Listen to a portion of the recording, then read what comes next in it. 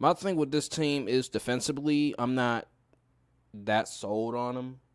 Like, Paul George, he's not the defender he once was. If this was Paul George 5 years ago, I'd be like, oh, that's a great two-way player. I don't think he's the same defender that he once was. And then I'm looking at Joel Embiid. He can be had in a pick and roll. Tyrese Maxey, he's a solid defender, but he's undersized, so he can be taken advantage of depending on the matchup. And Kelly Oubre, I mean, he tries, but he's still he's not the greatest defender. Right. Like, there's not. I'm looking at the team. There's not a lot of great defenders. Not a lot of guys that you look to and say. Play the song with your heart.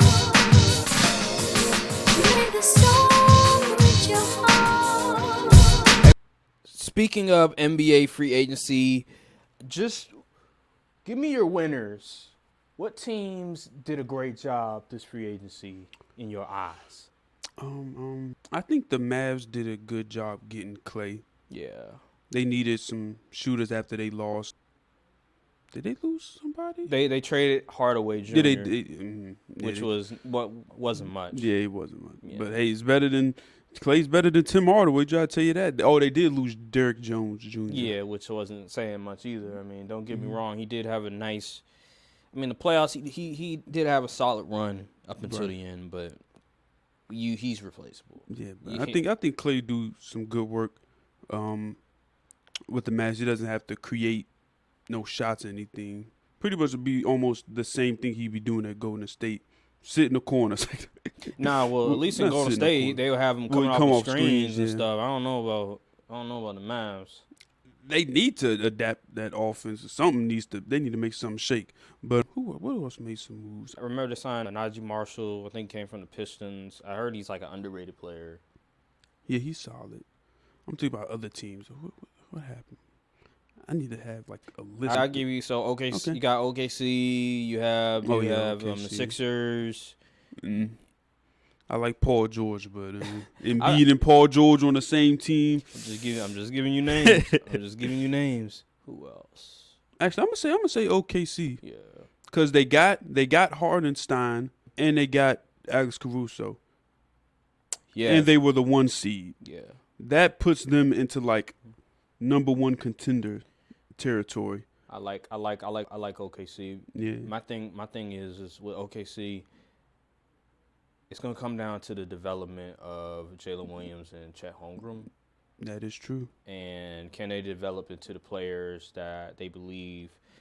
So right now, OKC, they're being smart. They're still rebuilding, but they're also trying to contend at the same time.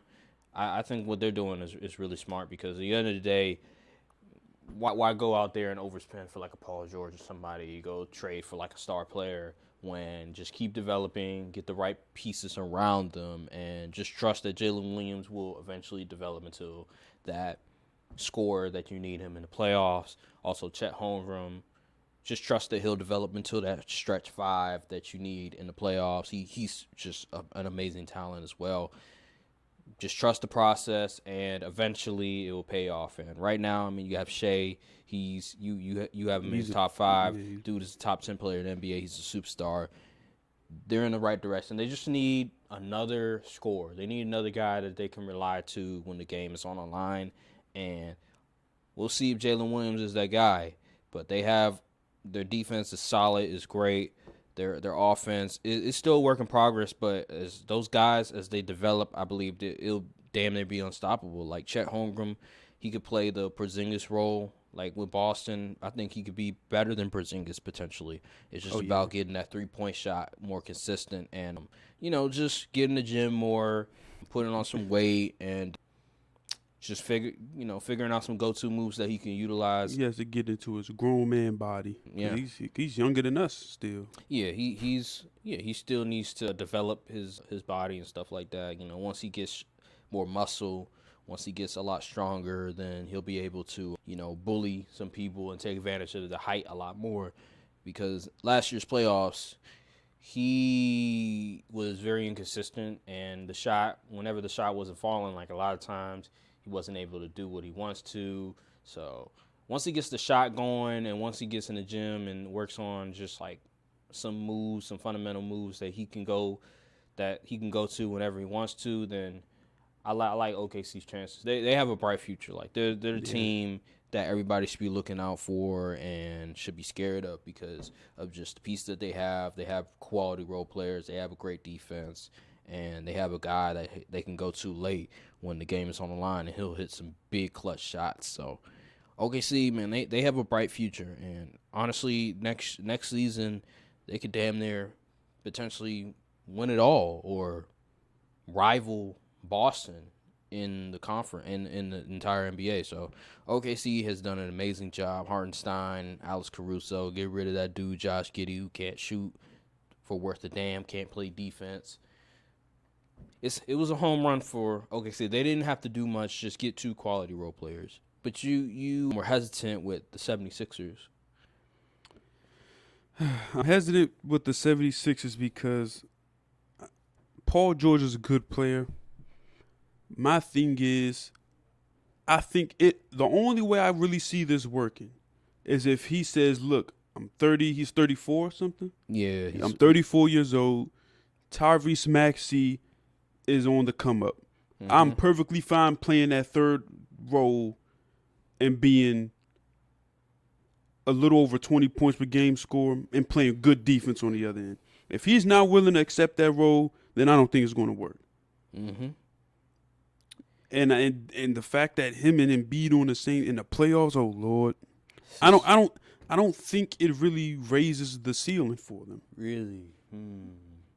I think it raises the floor, but it doesn't raise the ceiling. So you think that this Sixers team is pretty much is in terms of where they are right now, you think it's the same as remember when they had James Harden the last year? Yeah. Okay. So like that team went 7 games with Boston. That is true.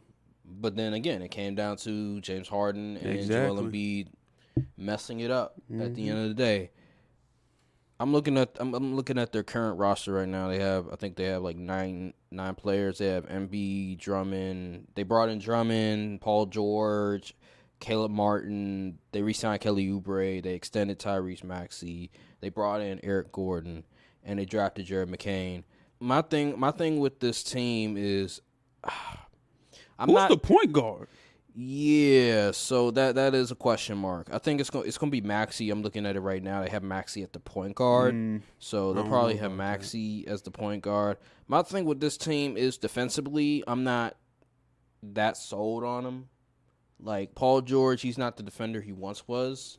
If this was Paul George 5 years ago, I'd be like, oh, that's a great 2-way player. I don't think he's the same defender that he once was. And then I'm looking at Joel Embiid. He can be had in a pick and roll. Tyrese Maxey, he's a solid defender, but he's undersized, so he can be taken advantage of depending on the matchup.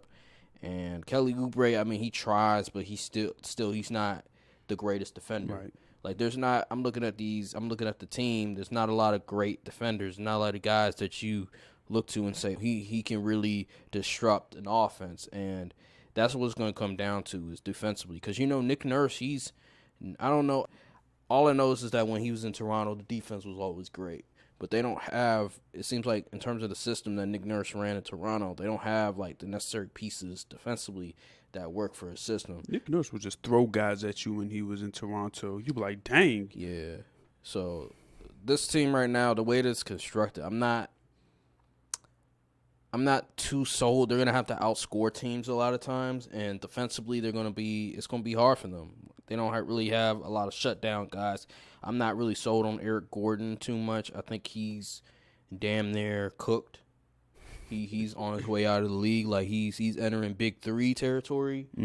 So that's just me. Kelly Oubre, he's a solid dude off the bench for like scoring, but like defensively, I'm just not sold. Maybe when he was on the Wizards, maybe, but like now he's more of like just instant offense. I need some scoring from you. And Caleb Martin, you already know about guys from the Heat. You can't trust them dudes from the Heat because they go to a different team and all of a sudden they forget how to play basketball. Yeah. Case in point, Kendrick Nunn, Gabe Vincent, Max Strus at times, like they just forget how to play basketball. So it's the Sixers are a weird team, man. It's because on one hand, I like Paul George. I know he'll bring more offense that they need, but at the end of the day, he's a playoff choker. And they had James Harden, and he was a playoff choker. So it's like, does that really move the needle significantly? I don't think it significantly moves the needle. I think it helps a little bit, but not to the point where I could say, oh, they're on the level of Boston. Yeah. So I will have to push on this one. I'm not gonna say this was a win or a loss. I'll just say it's like in the middle. It's like a mid right. Signing. Like their moves are like very mid. Like they have a lot of offense, but where's the defense per se? All right. What else we have? It's really not a lot of teams made any significant moves because this free agency has been kind of dry. You know what I mean? So, the Warriors, ever since they signed and trade Klay, they've been making some moves. They just signed Buddy Hield. Oh, yeah. And they forgot who else. They also got I think they got Josh Green back, and then they signed some other pieces as well. The Warriors, I think the Warriors, they might have gotten a little bit better. Buddy Hield better than Klay, I tell you that much. Well, I don't know about all that. But what I will say is that they did get a lot more pieces that could help them win.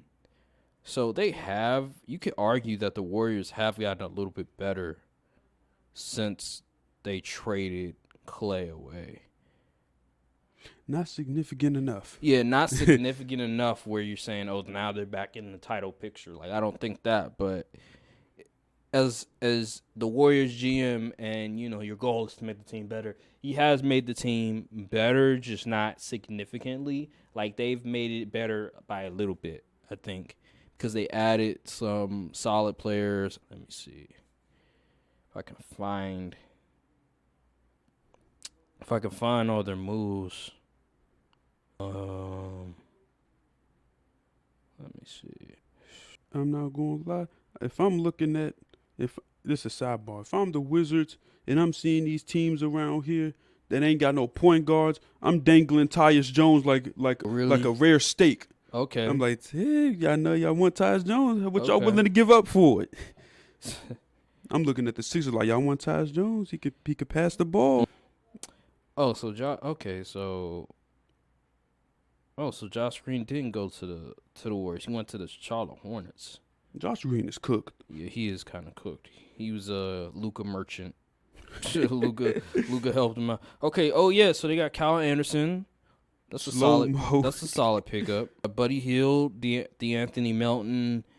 I don't know who Lindy Waters III is, but they got a little bit better. It's more like depth pieces, role player pieces. Like Kyle Anderson isn't the worst. He's not a terrible pickup. Like with the Timberwolves, he was the best Luka defender they had. Yeah, so he was a huge part of that team. So he's a nice rotational piece. I just think that overall, it doesn't significantly move the needle. So if I'm a Warriors fan, I'm not jumping for joy. Yeah, I'm not jumping for joy. Like, we're back. We're back. Like, no, you're not. No, you're not. Like, they're pretty much close to the same.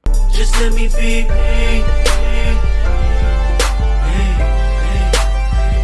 That's the only